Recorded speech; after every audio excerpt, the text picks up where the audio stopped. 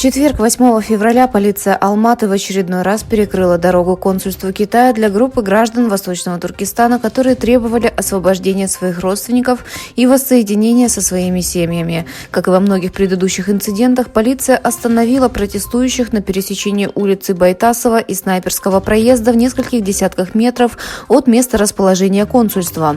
68-летняя Халида Акитан, одна из участниц открытого протеста, рассказала полиции, что несколько лет не видела своих 3 сыновей с невестками и внуками.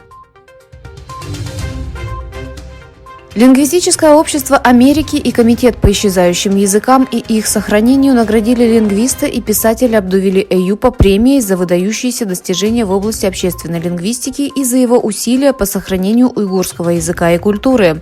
Абдувили Эюп посвятил свою профессиональную и личную жизнь защите и продвижению человеческих языковых и культурных прав уйгурского народа. Его работа была сосредоточена на праве уйгуров на образование на их родном языке в контексте растущих преследований в Китае. В 2015 году он эмигрировал в Турцию, а в 2019 году переехал в Норвегию, где проучился 2 года в Айкорн.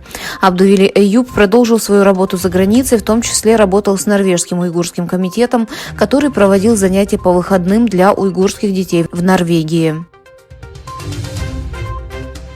Китай продолжает преследовать жителей Восточного Туркестана, которым удалось покинуть родину. Используя свою экономическую мощь в странах Ближнего Востока, китайские власти добиваются экстрадиции уйгурских турок, проживающих в этих странах, обратно в Китай. В связи с этим стало известно, что иранское руководство вернуло уйгурского народного артиста Булхашима Турсуна в Китай. Согласно информации, Турсун был задержан в аэропорту имама Хомейни в Иране в марте 2018 года, а затем отправлен в Китай. Кроме того, стало известно, что Турсун был приговорен к 15 годам лишения свободы без предъявления обвинений и содержался в тюрьме в Яркенте, Восточный Туркестан.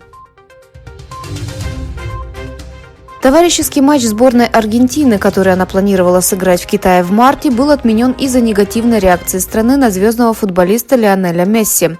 Отсутствие Месси на поле в специальном матче в Гонконге на прошлой неделе повлияло на расписание товарищеского матча с Нигерией, запланированного на следующий месяц в Ханчжоу, Китай. Болельщикам, купившим билеты на специальный матч между Интер Майами и региональной командой Гонконга, вернут половину стоимости билета. Швеция, считающая дни для вступления в НАТО, направит боевые подразделения в Латвию в рамках боевой группы Альянса по передовому присутствию ЕФП. Стокгольм направит в Латвию батальон численностью от 600 до 800 военнослужащих, а также тяжелую бронетехнику и технику в рамках ЕФП. После того, как 2 бывших премьер-министра объявили о победе на выборах, командующий пакистанской армией призвал страну оставить позади анархию и поляризацию.